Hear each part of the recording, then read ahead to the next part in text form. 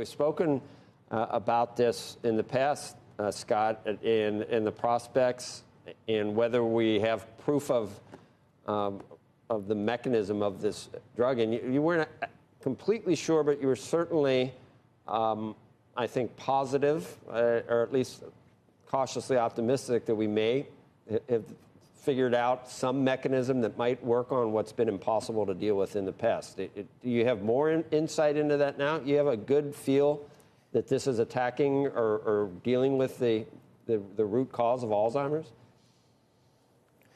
Well, maybe not the root cause, but it's certainly having an impact on slowing cognitive decline and slowing the decline in function that you see in patients with Alzheimer's. As you've said, we've proceeded on a theory that the amyloid plaque that we see build up in the brains of people with Alzheimer's has some role in the pathogenesis of the disease, in the decline in cognitive function that you see in patients with the disease. We don't know if that's causing the disease itself or is a symptom of the disease, a byproduct of the biological process that's driving the disease forward. So we didn't have very good clinical data correlating the ability to remove amyloid plaque with this class of drugs with actual improvement in cognitive function and in general function. Now we have that. This was a very large trial, 1,800 patients, conducted over 18 months, showed a 20% improvement or slowing in cognitive decline and loss of function in patients with Alzheimer's. We also have data from a similar drug by Lilly that shows a similar benefit, and the Lilly drug does appear that it could be more robust, although we only have phase 2 data there. I think the challenge is going to be that most Medicare beneficiaries probably aren't going to get access to this maybe until 2025 if CMS maintains its current posture, because they've said they don't want to pay for this while it's under accelerated approval. If they wait for these drugs to get full approval, this drug from Biogen could get full approval maybe in the third quarter, or Lilly in sometime in 2024 if things go well. They're going to read out their big phase 3 mid-year this year.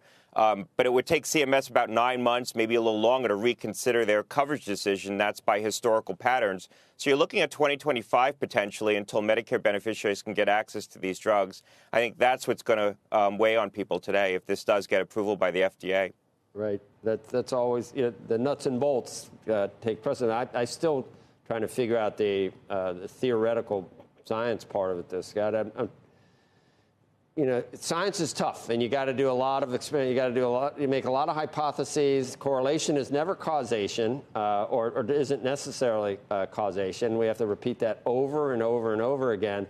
But if you did remove amyloid plaques and you did see a slowing of the cognitive decline, the conclusion that you draw from that is that the amyloid plaque has something to do with what's happening with Alzheimer's patients. It may be the result of some other underlying mechanism, may only be partially responsible for the cognitive decline. You can't go too far with it, but this is the first time that the proof that amyloid is important was demonstrated. Yeah, look, I think you nailed it.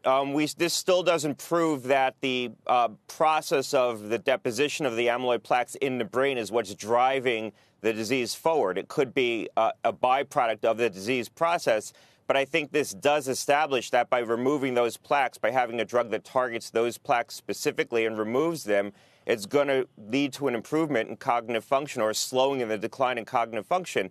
And that could be very meaningful. I mean, this was a 20% decline, improvement in the decline. The Lilly drug in phase 2 data showed a more robust impact in slowing cognitive decline. And that could be more years spent in a higher functioning status where you're able to take care of yourself or drive if you're a patient with Alzheimer's disease. It could have a very big impact on people's lives, especially early in the course of the disease. But I think in terms of the biology, you're right.